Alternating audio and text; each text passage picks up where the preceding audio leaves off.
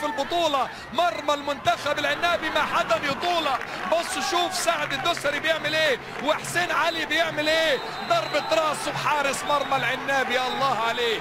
اتحدث عن قاسم برهان واتحدث عن يونس احمد ومن قبل محمد وفا واحمد خليل وعامر الكعبي، ولكن ما فعله سعد الشيب في اللقطة الأخيرة هو شيء عظيم، بل أكثر من عظيم، والعظمة لله. قد يكون محظوظ إنها جت في جسمه، لكن هو اتحرك معاها يا جماعة، هو اتحرك معاها يا جماعة. باسم قاسم 58 سنة، المدرب العراقي جن جنونه في واحدة من أجمل اللعبات للمنتخب العراقي. لكن سيبك من كل ده، شفت الولد حسين عمل إيه؟ الله، حبة كريز، حبة كريز المنتخب العراقي.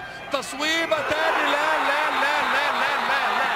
الله عليك يا ولد، الله عليك يا ولد، فرحت كل البلد. علي فايز في اللقطة الأخيرة هو الفايز بتصويبة من 38 ياردة، حطها برجليه وكأنه حطتها بإيديه. 1-1. الله عليك يا ولد، فرحت كل البلد، فرحت العراق، كل العراق من بصرة إلى بغداد، كل العراق فرحانة بيك يا ولد. هدف إيه يا جماعة؟ هدف إيه يا جماعة؟ ده ولا سعد الدوسري ولا بوفون ولا نوير، لا لا لا لا لا لا لا.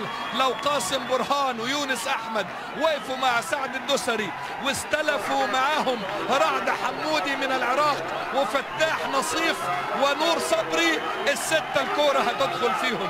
لا لا لا لا. علي فايز المدافع يسجل هدف التعادل. 1-1. الله الله الله.